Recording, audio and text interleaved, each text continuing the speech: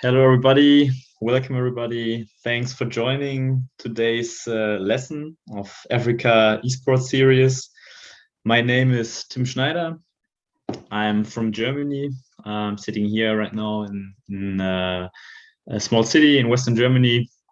And today I'm going to tell you something about esports as a marketing platform. So basically, when you watch esports, you mostly can't not notice companies that advertise or do sponsorships in the esports ecosystem. So probably you also saw it during the lessons of Daniel Vicente or the lesson of Mr. Hyun, who explained like the business in esports for the case of Korea and Japan. And the content of my lesson today will mostly focus on Western esports and the sponsorships there, mostly Europe and the US. But yeah, I guess it will be helpful for you to see like different perspectives from different countries. And yeah, I will start to share my screen with you. So give me 1 second.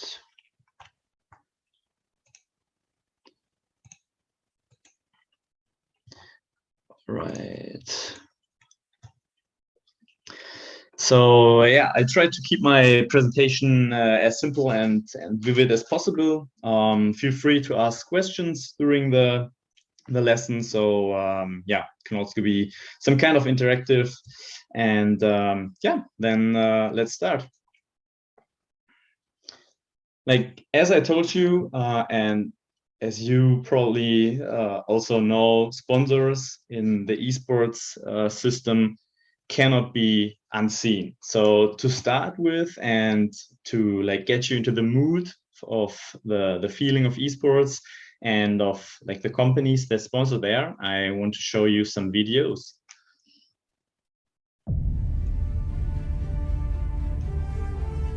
I didn't know this would be so painful for me, but I'm just very happy that still people are supporting me, supporting NFP. The year is 2019 and an arena of 15,000 human beings have such a passion for a video game and someone that played that video game that they just received a standing ovation in an arena full of 61 different nationalities of fans.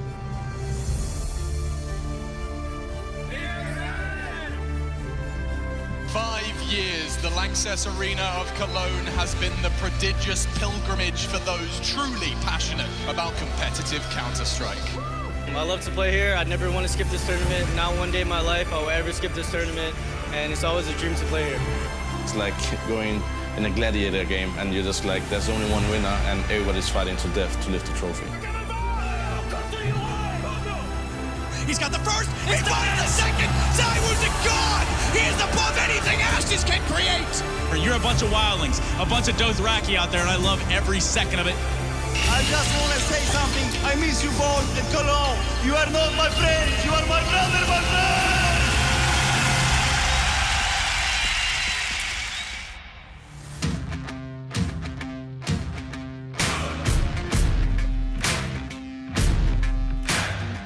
When it all goes down, I'ma run this town. Another pushing, oh! Are we kidding me? Boost up late on flower pots, they're looking that direction. Flaming gets one more, but now it's get right time to come alive. Yes! It might be the last, but he's gonna go in style! Fire in my soul, got my eyes on the ground. I can't help myself lately, can't turn myself down. I'm in love with you, baby, but I let you down. I can't die in this town, I won't die in this town. Get your ass up and pass up your limits. Got these new rappers looking vintage. All I really do is eat spinach, count money up and hang with people. When I had the vision, then Goon came along and made a vivid. Haters living cause we really living. I'm a freight train, you a Honda Civic. Again, we said double overtime isn't out of possibility. Isn't unbelievably impossible, but it might be this now. Walks outside, Wood confirms the second map for Vitality. when it all goes down. Tap on the ball, spray through. Smoke still there, Lee knows he's nowhere else. He has to be there. He is so smart. There we go. It's Team Liquid, and that's what it means to them. I can't die in this time. They've done what no one may ever do again. Team Liquid. The favourites coming into the tournament have just unlocked the Intel Grand Slam. No one can dispute they are the best in the world right now. I won't die in this town.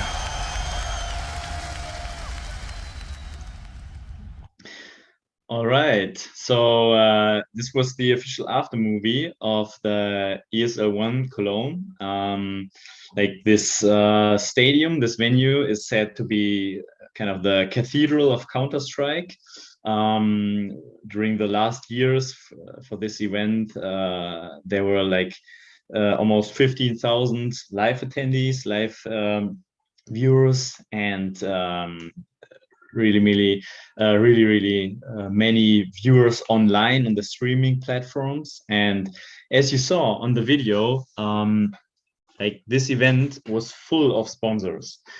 They were companies that sponsored the jerseys, on the apparel, you saw it, on the equipment, everywhere, on the venue, in the event location, in the stadium.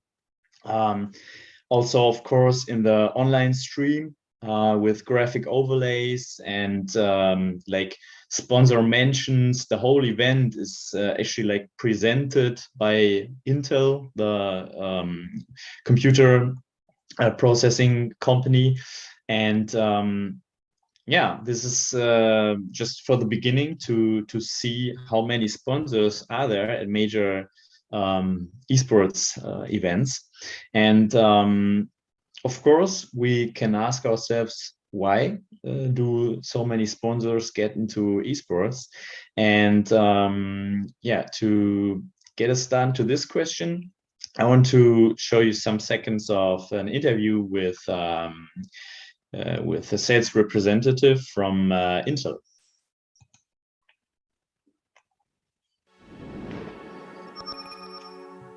What's going on, everyone? Welcome back here to the world of esports. Now we have a nice little piece set up for you here. It's about sponsorships. And no, we're not talking about your team sponsorships of getting a server and being very happy with that. We're talking about money, and we're talking to Intel about what they've been doing over this last decade and what they're doing in the future.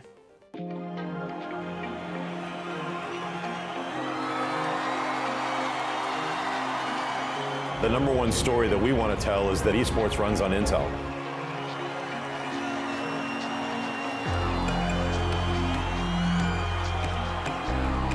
My name is Lee Matchin. I am in Intel's sales division, and I'm our general manager of sales for PC gaming.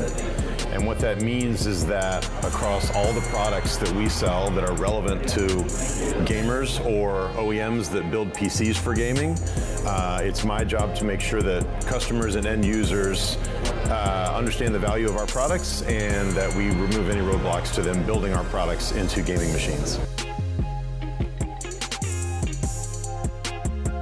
I was a very avid gamer, and then like a lot of people, I had, you know, a job and kids, and that sort of dropped as far as gaming hours that I had to work with.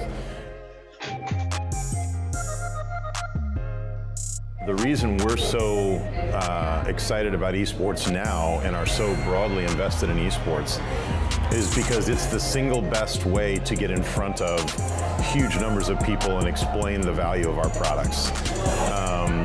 Roughly 400 million people are going to watch an esports event at some point this year, and we want to be involved in leagues and tournaments so that the majority of those fans hear our story, see our brand, experience or watch people playing games on our products. Because, you know, it's the most scalable way for us to get in front of that many people. Esports is perfect for us because it runs on PCs and Intel-based servers, and the people watching are generally watching on Intel-based PCs. And when those people want to play those same games, they're also playing on Intel-based PCs. So we think it's perfect that it literally runs on Intel, as well as the people watching and playing are also using Intel-based products.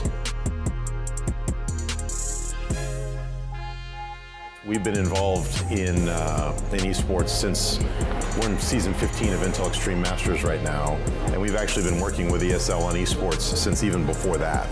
So we've been involved in this for a long time, since before Twitch, since before it was a spectator sport, and you know, we're very fortunate to have been here all along the way, and to still be here working with companies like ESL now that esports has become the ridiculously large global thing that it's become now. As a salesperson, the thing that I'm looking for the most is where is their interest in gaming and esports, and can we work with ESL and possibly bring an event there that will just accelerate that growth and that rising interest in gaming and in PCs overall. I think that's happening here in India, and this event seems to be going extremely well, and I'm hopeful that we'll all decide that it's a market that we want to come back to over and over again, and that we'll see the results in both gaming interest and PC sales. I can think of, you know, half a dozen other countries that I would love to do the same thing. Obviously, we can't do events everywhere every year, but you know, there's other countries in Asia and in Europe and South America where I think similar things can happen. All right, so I guess this is enough to start with here. This man from Intel gave much insights on why Intel decided to start engaging in esports. And yeah, there are many arguments for this partnership. It's a long-running partnership, and basically for Intel as a company that is highly endemic in the esports system, as a computer company, obviously it's a really high fit, as they said. And if you look at these kind of emotions in esports, I guess it's kind of yeah, even obvious that this is the perfect context to present the brand and to reach the customers of the company. All right, then I want to tell something about what to take from this lesson. Of course, we have some kind of educational objectives for you. Like, what I want you to understand and see from this lesson is first to get some insights into the development of sponsorships in the esports market during the last years, and understand like which role sponsoring plays in the esports ecosystem, but also which other revenue streams exist there. And after this, we will look at sponsoring from a more managerial perspective. And I want you to kind of understand the basic sponsoring management process. And from this perspective, approach esports sponsoring from the perspective of the consumers, to really think of how sponsorship can be planned and how a target group can be reached. And then think about the potential success factors for the sponsoring of esports. Just some words about my background. I'm still a student studying sports management in Germany. I finished my bachelor degree in sports management some years ago, and I currently enrolled in a master program of management and consulting in sports. And yeah, during my studies, I also started a research project, and this is what also brought me to esports, because right now I'm finishing my master thesis and doing research on esports sponsoring, because I want to understand the details of sponsorships, understand how sponsors potentially can attract and reach their target group. And so that was my motivation to really deal with the esports ecosystem and with the whole topic from a scientific perspective. My working background is more in the sports event in the sports event business. I worked into sports event agencies. And yeah, since last year, I got into the field of digital marketing, and I'm currently working in a startup that focuses on digital marketing. All right. To start with, I want to have a look on the market, about recent sponsorships, about recent developments in esports sponsoring, and a really like striking example for me is the case of McDonald's. McDonald's was for 15 years the marketing partner of the German National Soccer Federation and the German soccer national team. And yeah, it was a really good partnership and a good marketing strategy for them, because you might know soccer is a big thing in Germany, so they reached lots of people and had a high awareness with this partnership. But 3 years ago, in 2018, they ended this engagement to start sponsoring esports instead. And then they became an official partner of ESL. Like ESL, we watched the video on the beginning. And I mean, this all happened before the whole Corona pandemic, the COVID pandemic, where of course everything goes more into digital areas. But this happened way before, and this engagement from McDonald's is not the only one. Here you can see some sponsor engagements, some new engagements during COVID-19 actually. So these are all partnerships that started during the last 1.5 years. So just to give you some examples, BMW, one of the biggest car manufacturers of Germany, started deals with several teams, like big companies such as Warner Music or MasterCard, extended their partnerships with league systems, and yeah, also other really well-known popular brands started to extend or start their partnerships in esports. So there are so many new sponsorship just during the last few years. So we need to ask the question why. Like, these are not only new companies, it's also other companies that are shifting more money from traditional sports into esports. So again, this striking example of McDonald's shifting away money from traditional sports sponsorships to esports sponsoring, and basically taking away the chance to reach millions of soccer fans in Germany. And instead bringing this media budget into the electronic sports league. So yeah, the basic question that arises, like, why the hell did they do this?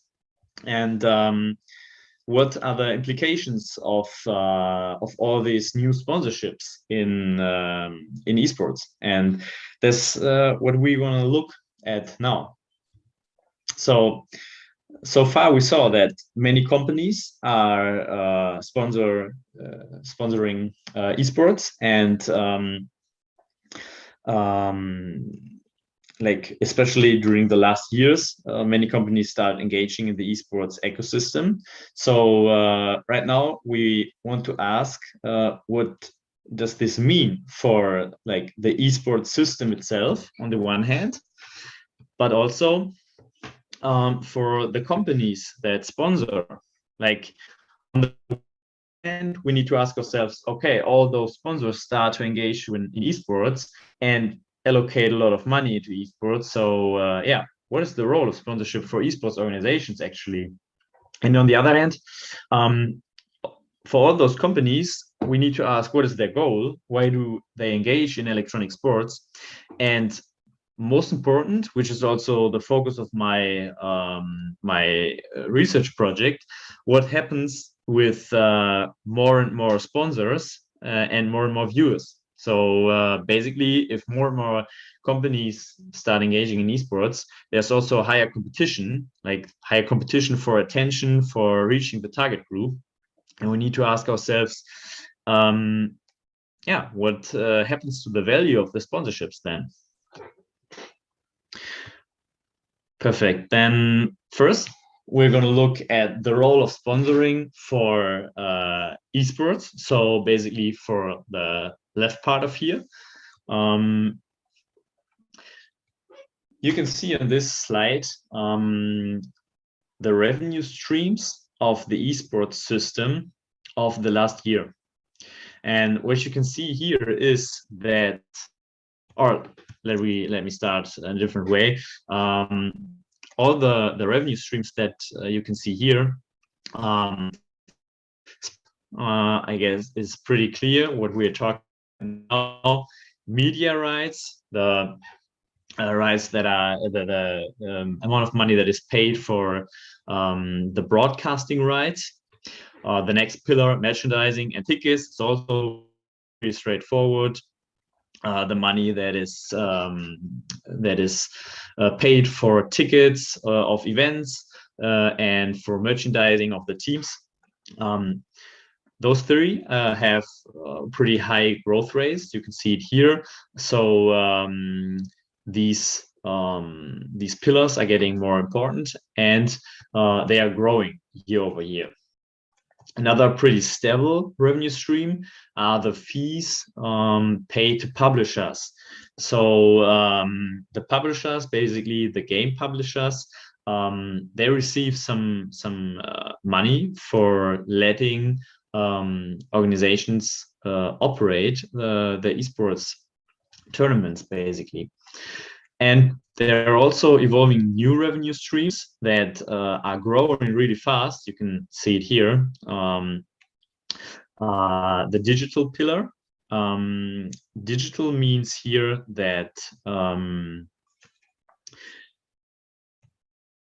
digital here means, for example, that you can buy team-specific skins or in-game items, for example, that are branded for a team. And the other pillar here, streaming, is, you can imagine that the teams, the organizations in esports, they also hire kind of content creators to reach more gaming interested audiences. Maybe audiences that are not so much into the competition esports, but more like into game related content. And with these two pillars, yeah, there evolved new revenue streams during the last years. But back to the topic, together with media rights, sponsorships make up about 3/4 of the total revenues in 2020. So basically, esports sponsorships massively drive revenue development in electronic sports.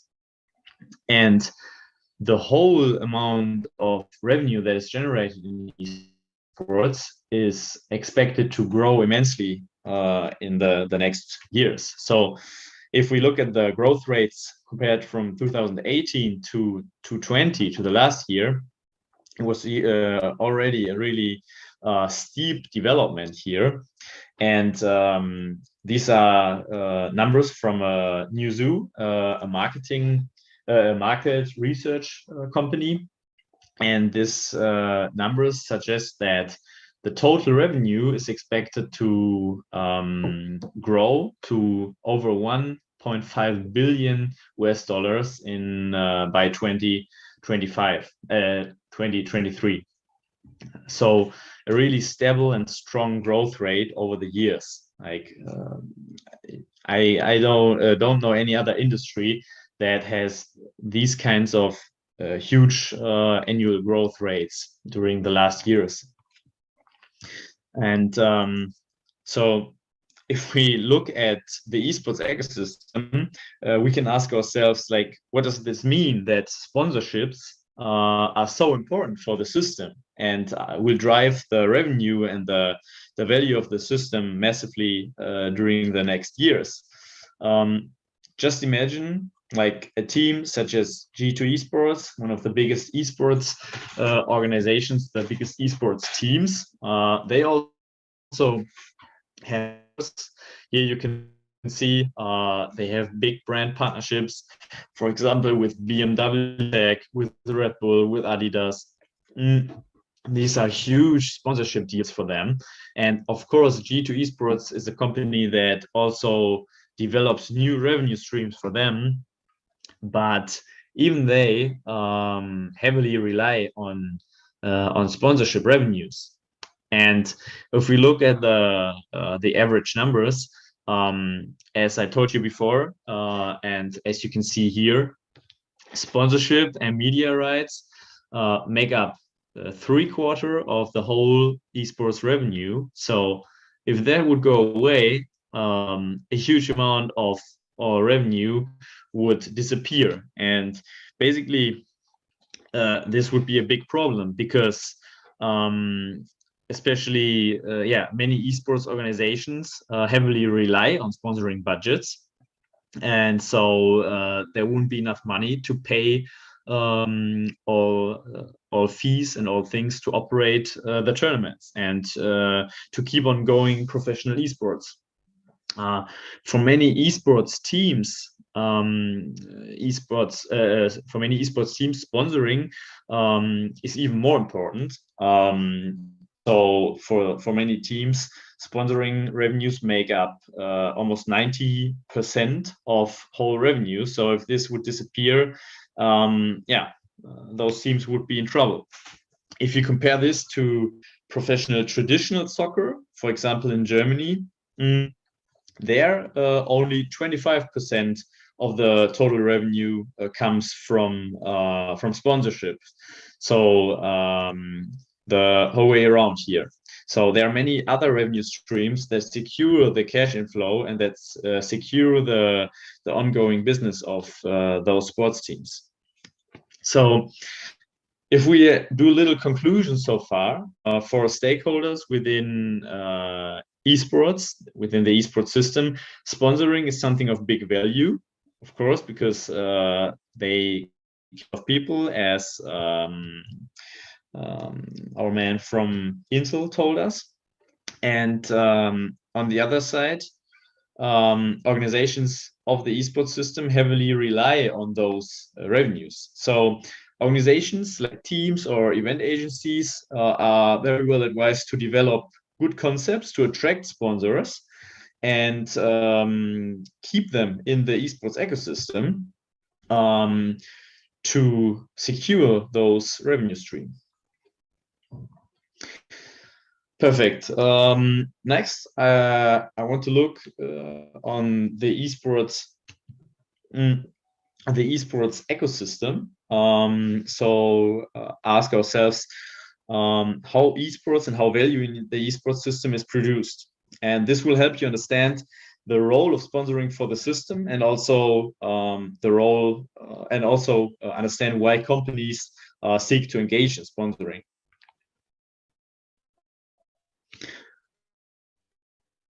Maybe this will look a bit confusing in the beginning, but through this, one step by one, basically, it starts with individual players that are organized in teams or play on their own. Those teams and players, they play in professional esports competitions that could be, for example, leagues. That could also be non-league events like tournaments, and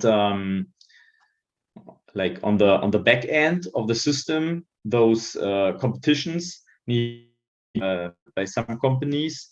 This could be the game publisher that owns the game. For example, if Riot Games organizes a tournament of their own games, but could also and is in many cases managed and operated by some third-party operators, some event agencies, for example. And here we see like the basic product that is produced in the professional esports ecosystem. It's like the entertainment, the competition that can be served to fans on the one side directly live in the location, in the venue, but also is also distributed to many more people online or on TV, basically through broadcasters or through other platforms. Besides this, we have individual players that are not necessarily professional players, but basically gamers that interact with the fans as influencers or streamers.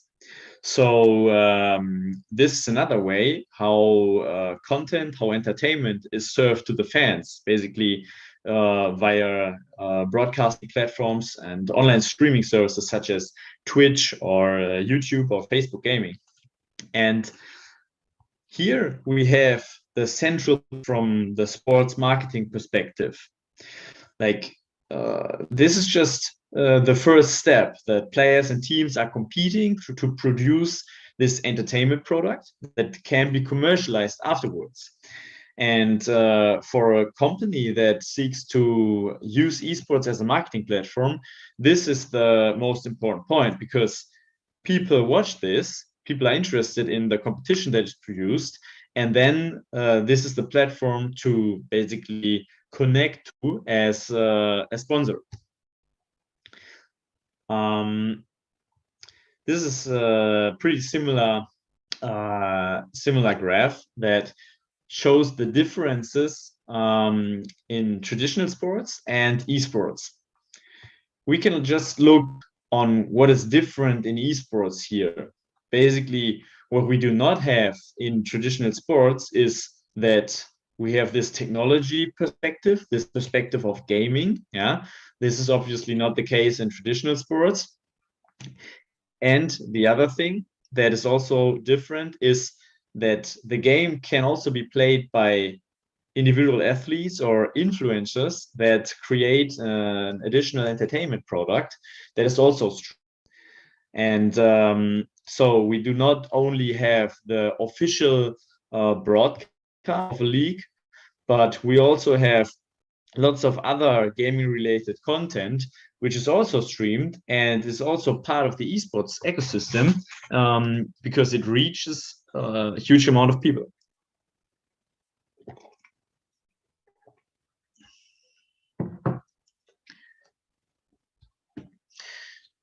Okay, perfect. So I hope now you understood the production of value of the product, the entertainment product, and the competition in the esports ecosystem. We had a look on the importance of sponsoring for the esports organizations, such as teams and event. From the graph from the last slide, you also concluded that like what is the basic obligation to use esports as a marketing platform, because of the attention, the reach, because watch esports, and companies can use this to reach this audience. So now we want to look on the other side, on companies. So we will ask ourselves, why do companies sponsor esports, and like what is important to mention if more and more companies join the business and the competition for sponsors is higher. First, I want to give you some basics of sponsorship management and take a look on the sponsorship management process, because from this you can get a feeling for approaching and setting up sponsorships, and also derive success factors for targeting and choosing the right sponsorship asset. Basically, I guess you more or less know what sponsoring is about, but let's have a look on it here. Basically, sponsoring is about providing funds or material resources, or also services or knowledge for the promotion of individuals or organizations in the area of sports, or obviously for other organizations when it's a different form of sport, of sponsoring. And this is not just for fun, but it is in return for some communication rights. So the rights to use the property of a team or of an individual to communicate a brand or some information of a company. And this whole thing is in order to achieve the marketing goals of a company.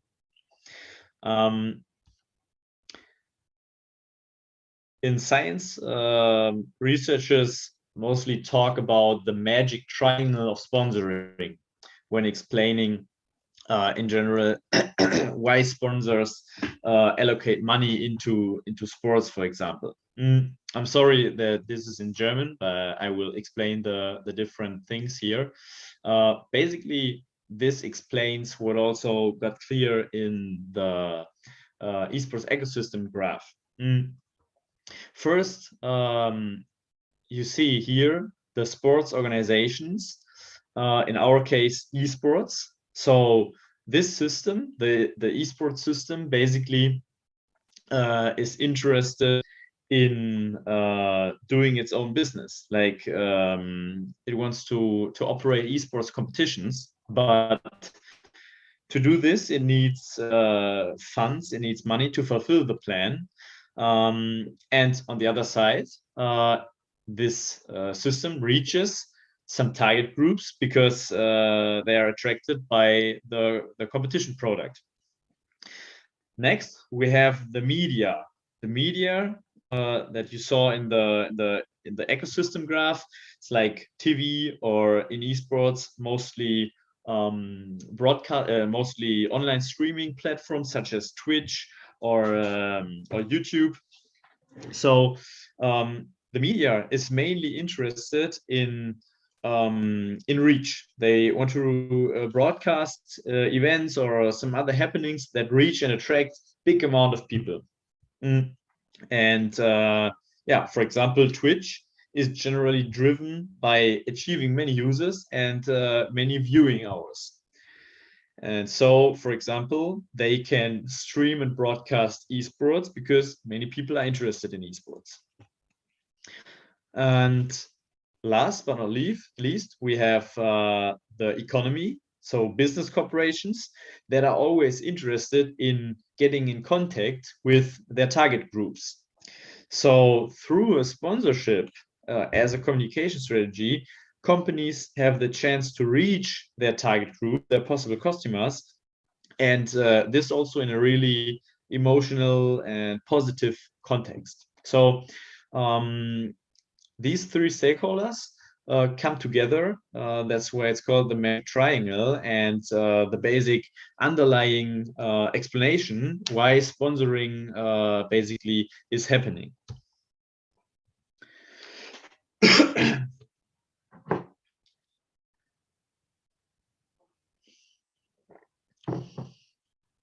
Okay, so now we can have a look on sponsoring from a more management perspective, because if we are working in a company, we cannot just decide to sponsor some random G2 esports games. We need to really approach it in an analytical way and think about what we do. So ideally, this planning process is grouped into different phases where we use information to derive our decisions. The first thing that we need to do is an analysis. Yeah, we try to get as much information as possible about the company's situation, like what other communication strategies are going on, other former sponsorships. What about the market situation? What about the strengths and the weaknesses of the company? What does the environment of the company look like? Technology, competition of the company, and so on. Based on this, we can start our planning. So we can think about the goals to achieve with our sponsorship. Basically, Those are goals. Those goals are to enhance awareness and generate brand loyalty or build a positive image of the company, and so on. And then a very important thing is that we need to think about our target groups. So who do we want to reach with the sponsorship? Mostly this will be customers, potential customers of our products, of our services. But the important thing is that to define the target group and maybe build up segments that we want to attract and address, so that we do not just use our money for the sponsorship and waste it, but really precisely target our sponsorship. And of course, we'll also need to think about what we want to communicate, yeah, the strategy and the philosophy of our sponsorship.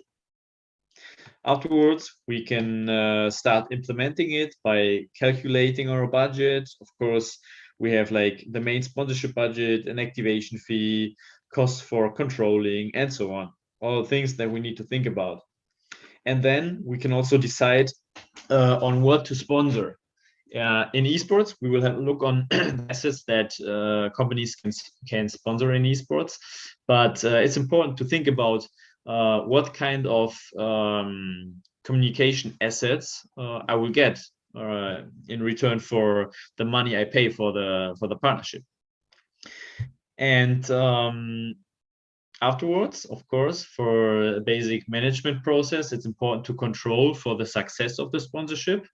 So this could be, for example, like a control for the effects, for the economic effects, like is the revenue going up, or also the psychological effects. For example, by doing recall tests or surveys or preference tests, if to see if the awareness of the company and the positive brand image has improved.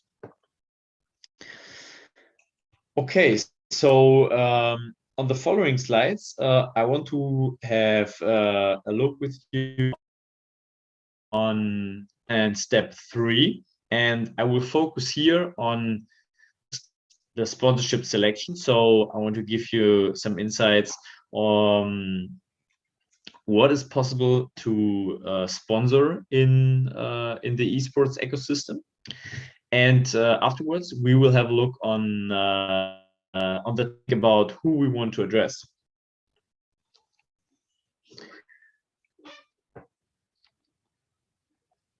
All right, so we will start one step later in the process, the selection of our sponsorship options. Yeah, of course, when I show you an overview of this, this is not limited, this is not complete, but because there are always new formats and new activation possibilities, new creative concepts. But on the following slides, you can see a basic overview what can be sponsored.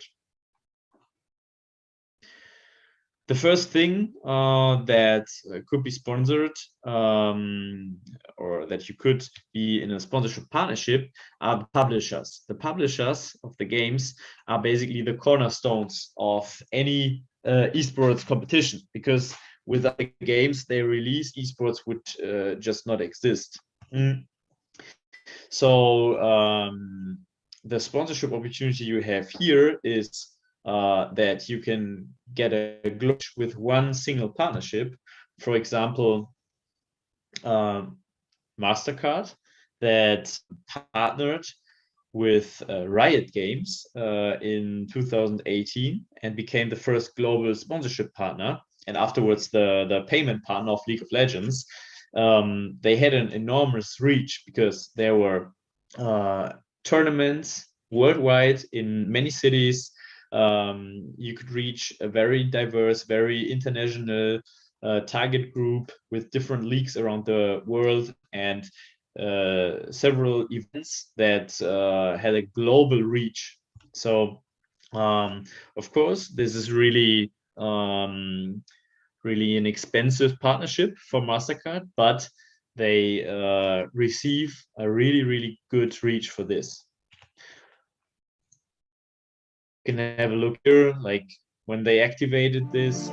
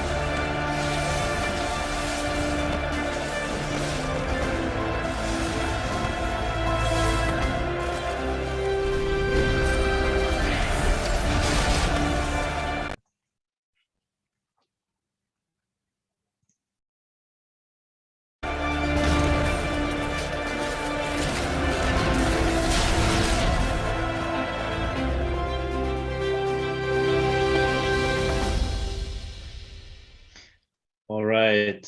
I guess this kind of partnership is more or less exclusive for really big, globally active companies, because it's really expensive, of course.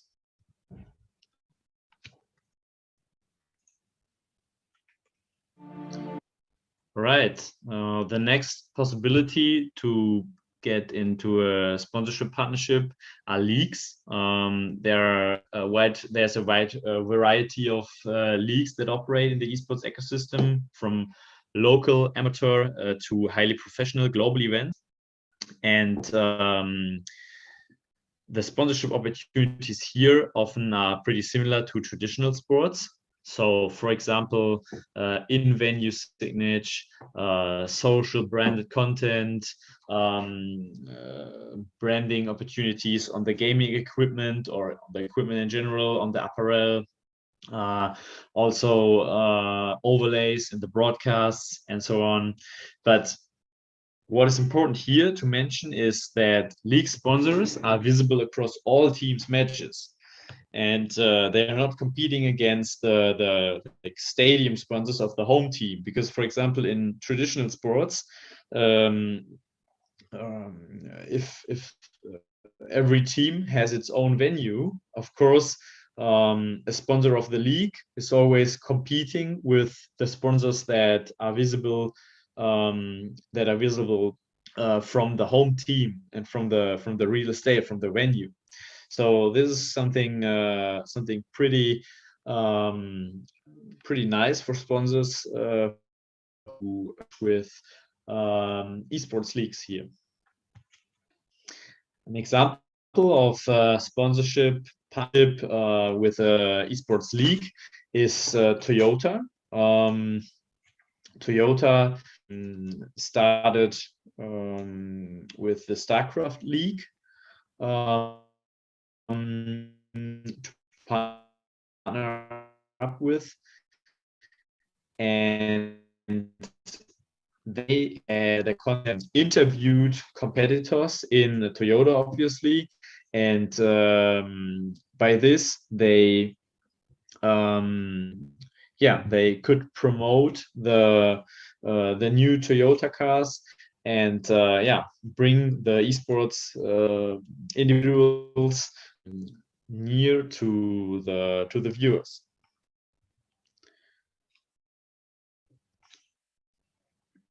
We can just step into the video really. Is it this hot in France? Actually, it's kind of like California, so it's like similar. Yeah, but you know, deep down inside, you guys really like LA better than France. But come on, man, like the food here is great. No. What's up, everybody? Malik here for Access Granted. I'm getting ready to pick up AKM and Unco from the Dallas Fuel to see how LA Life has been treating them. All right, pretty casual format, but they had a good reach with this.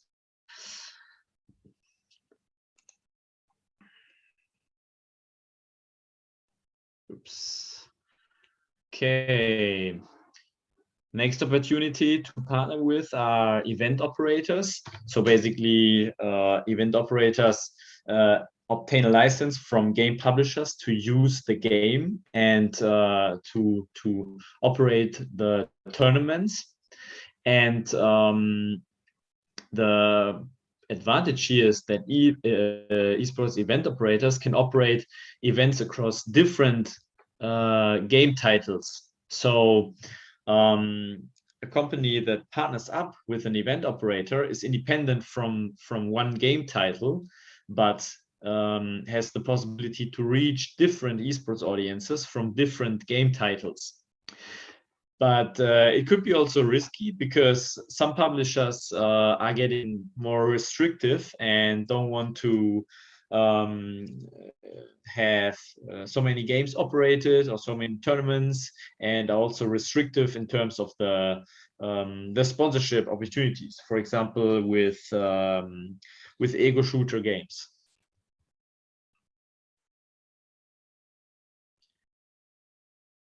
All right. The next possibility is to sponsor teams. Like the largest esports team organizations have gaming teams across different game titles, such as Cloud9 or Team Liquid, for example. And hence, a single brand partnership with a team can reach fans across different titles as well. And for example, the sponsorship value that you get here is getting presented on the jersey. You can also be seen on the live stream of the team, on post-media interviews, on social media of the players and teams. So sponsoring a team is really a thing that has a good multiplication value for the sponsorship. And the good thing is also that people that are fans of the team are probably more likely to like the company that sponsors the teams. For example, one very successful sponsorship partnership is the partnership of Puma with Cloud9, the team Cloud9.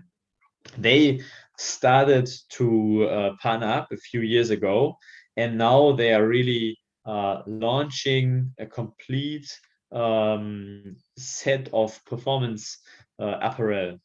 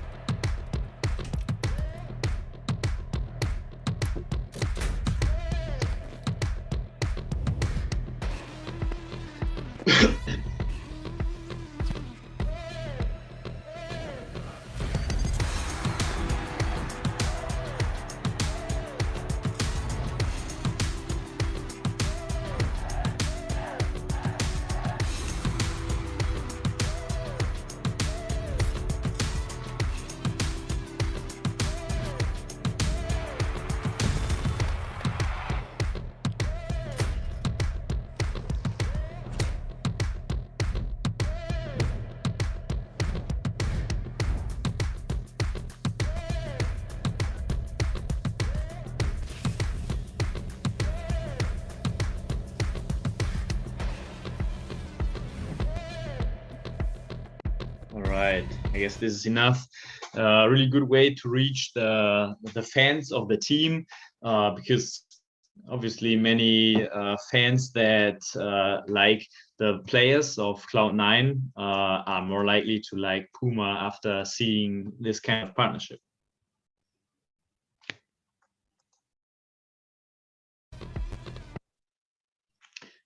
Okay.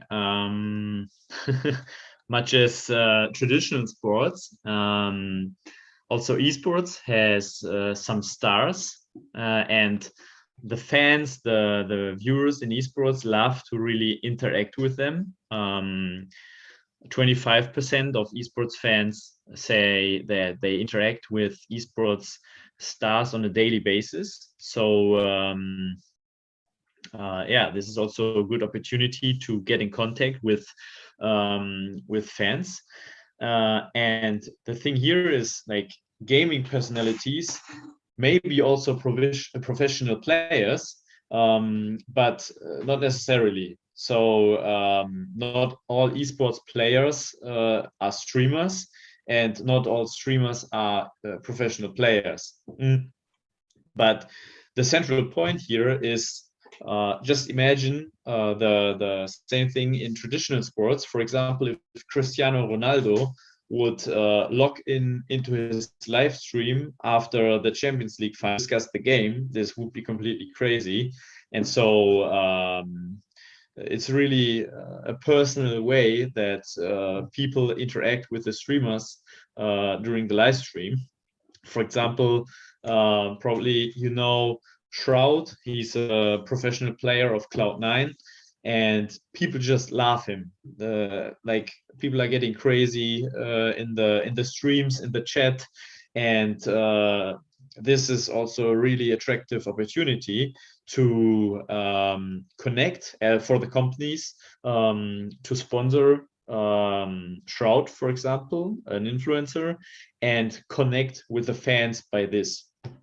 And here the focus is more on entertainment and less on the competition thing, because many people are watching gaming related content and the streams, not necessarily because of the competition aspects, but because they feel entertained by the content. And for example, the opportunities for companies here can include product placements and usage. For example, if the player uses some kind of product of company in the stream, or is also equipped by a company, the sponsors can also be mentioned. There can be graphic overlays in the streams. Of course, this needs to be done precisely, that no one is offended by the sponsorships, but there are huge opportunities to reach a big amount of people.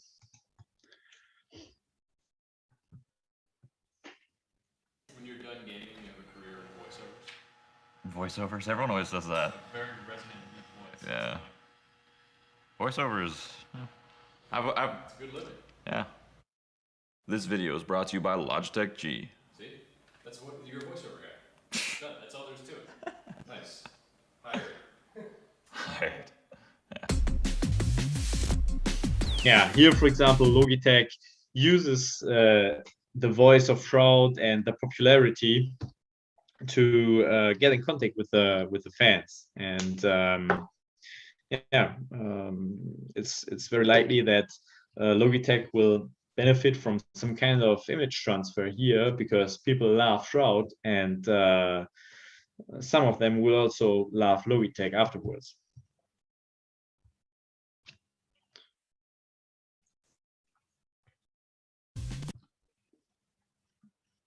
All right.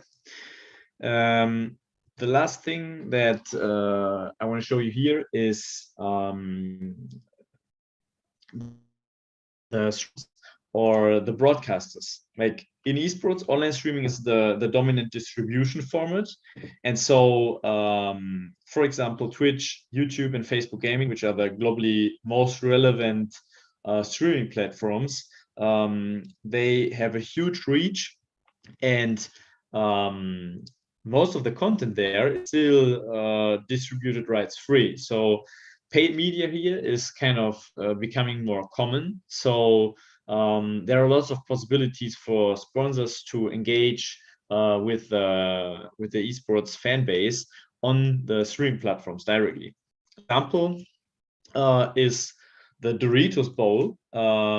It was an activation format from Twitch. At the Twitch convention, there happened the Doritos Bowl, a competition where a few top streamers, such as Shroud, also competed in a new format of Call of Duty Black Ops.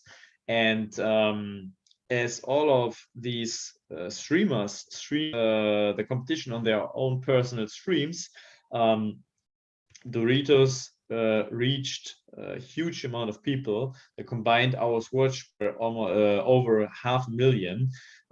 So this is just an example on how to reach your audience via the broadcasters here. Okay, so now we want to go one step back again in the sponsoring management process, and focus here. If we plan our sponsorship, we saw that a potential sponsor must think about the target groups. Yeah, we need to think about who to reach with our sponsorships, and of course, the sponsor asks which target group we want to reach with the sponsorship in esports. But also on the other side, we can ask, who can you reach with esports? Like, how many people watch it, and who can possibly be reached as an esports viewer or fan? So next, I want to look with you on the popularity of esports, on the development of the audience, because the sponsor doesn't put money into something just for fun. And we see that popularity of esports is growing intensively during the last few years. So I remember a few years ago, esports in Germany was not really a thing, but now more and more people know what esports is and are aware of electronic sports, are aware of the thing that digital sports is happening and is a thing.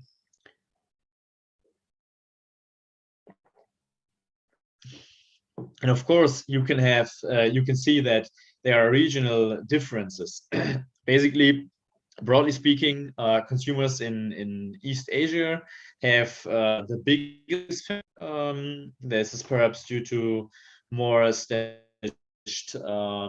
cultural affinity for gaming and esports within those regions, because, for example, there have been StarCraft tournaments for 20 years. So here you can see, like in China, in Taiwan, Hong Kong, the awareness of esports is really high. And on the lower end of the scale, we have the Middle East, where esports is less popular and people are less familiar with it. But nevertheless, across all nations, in this survey here from YouGov from last year, over 1/4 of all people know esports already, which is compared to the last years. For example, for Germany here, you have a familiarity of 42%, and in 2017 was 28%, and in 2018 36%. So a huge increase of the popularity of esports, and usually this higher awareness of esports also corresponds to higher engagement.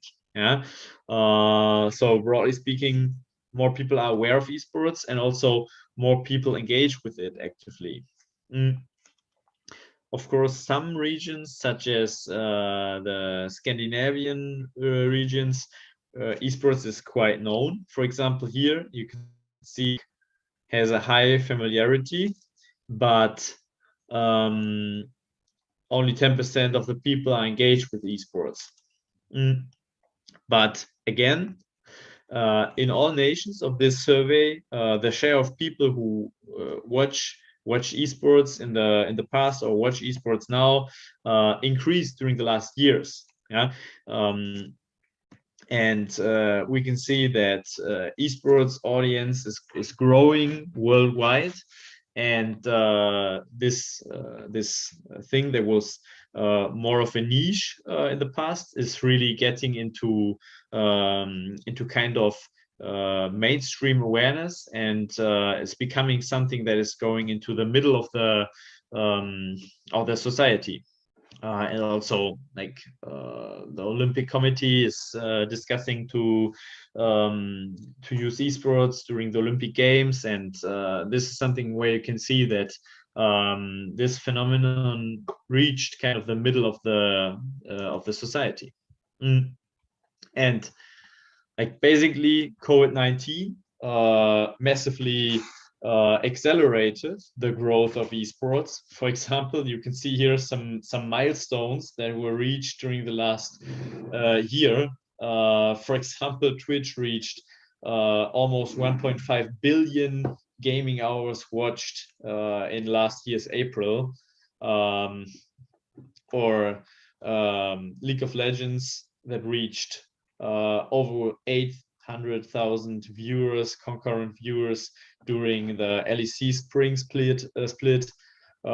Even more were reached during the Intel Extreme Masters in Counter-Strike Global Offensive in Katowice last year. And these numbers can easily compete with big traditional sporting events. Like, of course, maybe compared to the Super Bowl, it's not really big, but compared to most other traditional sports, this is really a big reach. And the popularity is also expected to further grow. This is an estimation from Newzoo, the market research company, and in 2020, almost over 2 billion people were aware of esports, and 500 million people watched it. And by 2023 is expected to reach almost 650 million esports viewers worldwide. So yeah, for example, the audience and the awareness are increasing in every country, basically, also in emerging markets like Latin America or the Middle East. For example, due to advances in IT infrastructure and also the increasing popularity of mobile gaming titles. And if we look at this here, not only, but especially with more of those occasional viewers, the target audience, the viewers in esports are getting more diverse and less homogeneous. So we have more people, of course, from more nations. This is getting more diverse, of course, but also if more people that just watch esports from time to time, then we have a bigger chance that the target group is very heterogeneous. So we cannot really say like we have a homogeneous target group. We need to think about this in a different way. I want to give you an example. Think about the Formula One. Basically, during COVID-19, many of the Formula One races needed to be cancelled, but Formula One developed the virtual racing cups.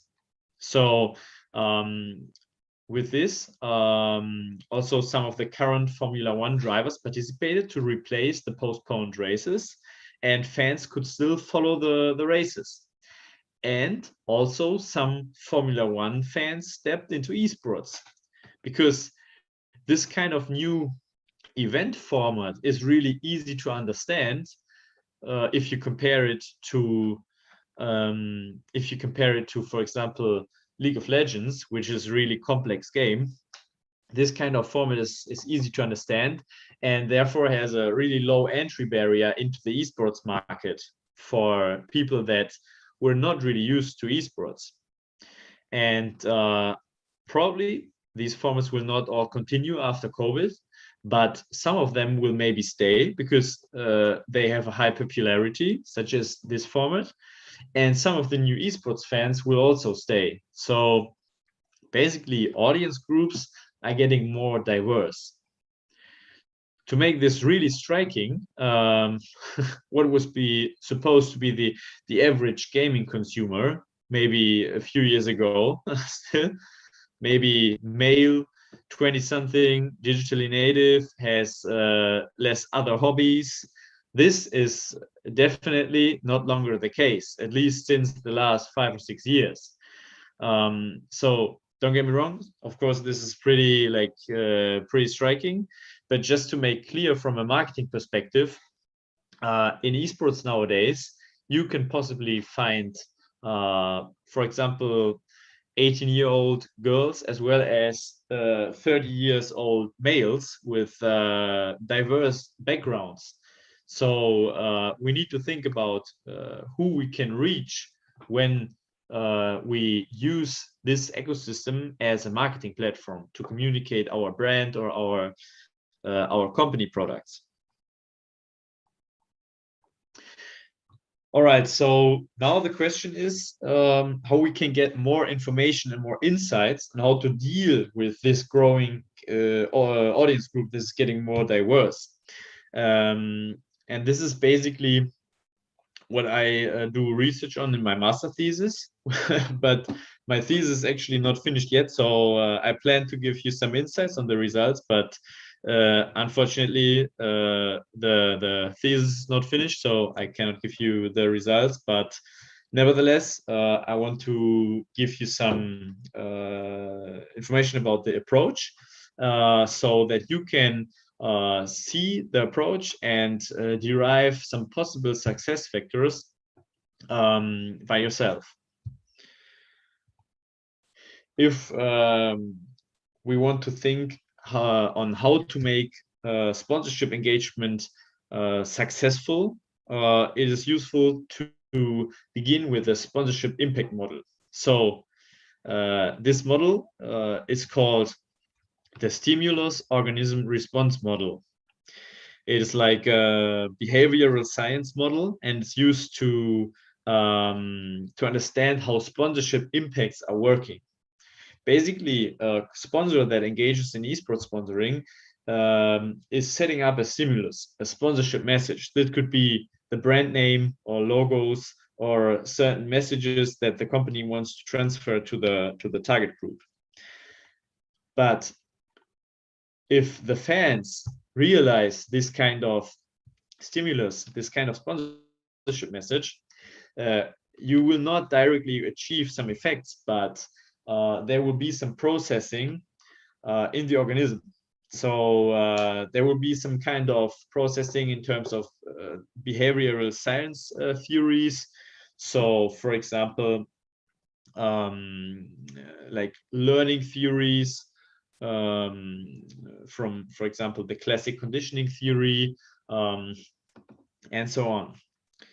And on the last side, we can achieve a response of the participants, of the fans in esports, and then we can have effects on a cognitive basis. For example, a huge or a higher awareness of our brand, of our company in the target group, or affective effects.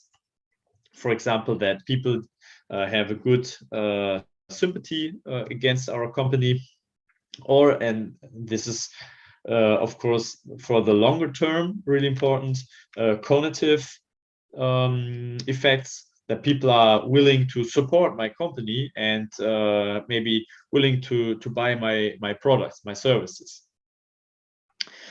And of course, our sponsorship message and how it is processed is of course influenced by many factors. For example, the experience of the fans before, how often they were exposed to sponsorships or to sponsor messages, the knowledge that people have about the product, about the esports system, the degree of how people are involved when they watch esports, the social groups that people are in when they watch esports, and so on. So to achieve the goals of the sponsorships, to receive these effects here, we need to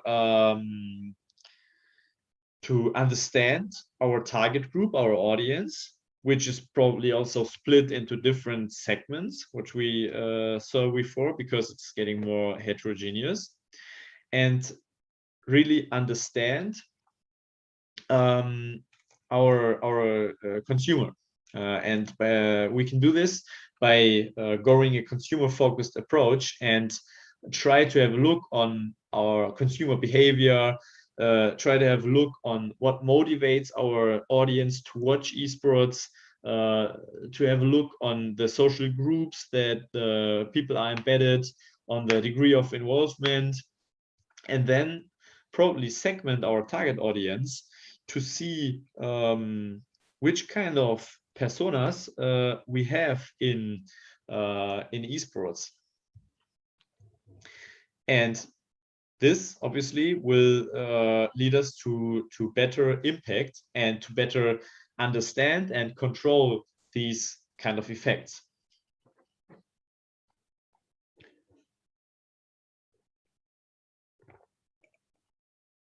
So if we want to understand our target group, there are many things that you can think of. For example, we can have a look on the consumer behavior. We can have a look on the audience behavior, like how often do people watch, which genres they watch, because we cannot suppose that people who watch FIFA games or NBA 2K are the same people that watch League of Legends competitions. And also like the consumption focus.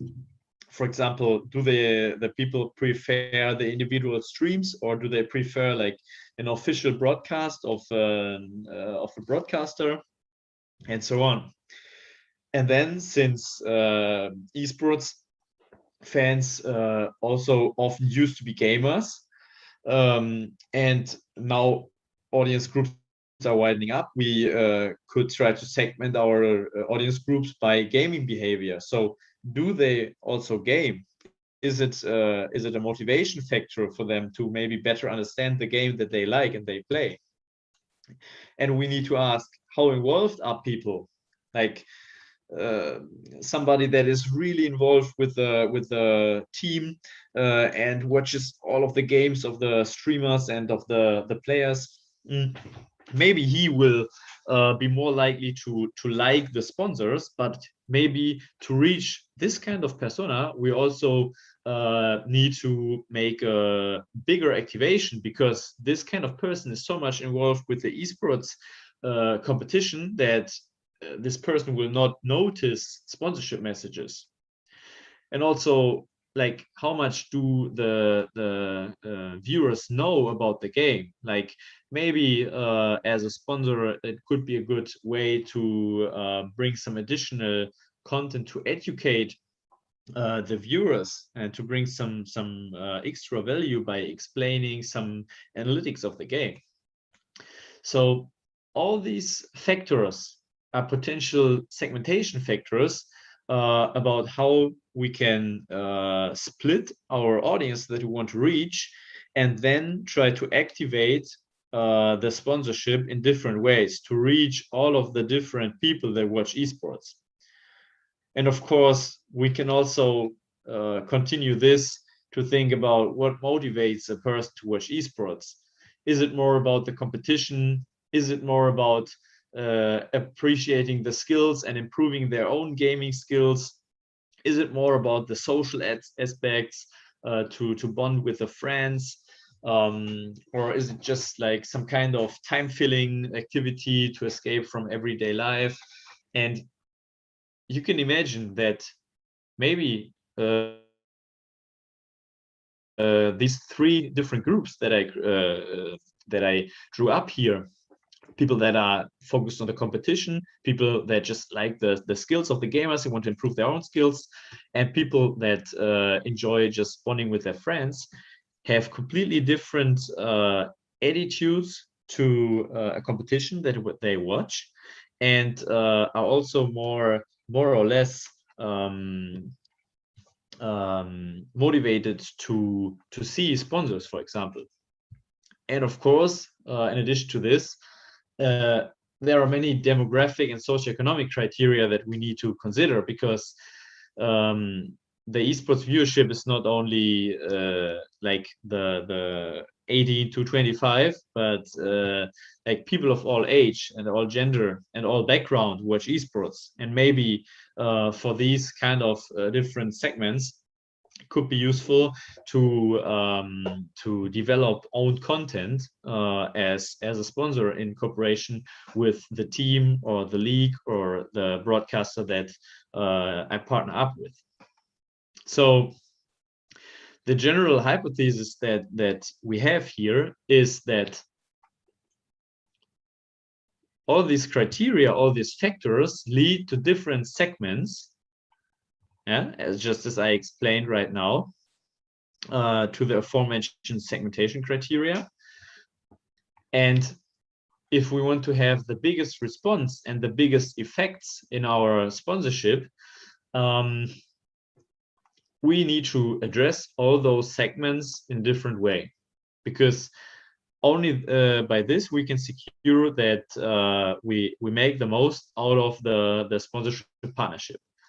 And if we spin this around as an esports organization, such as a team or a player that seeks to partner up with sponsors, all those esports organizations should also think about how they can probably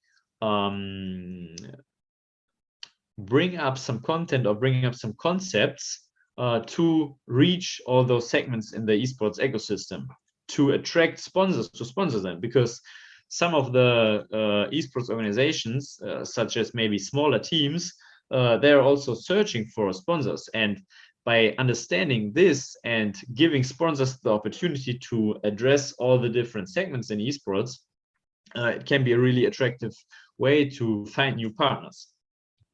So this is something that like some companies try to do.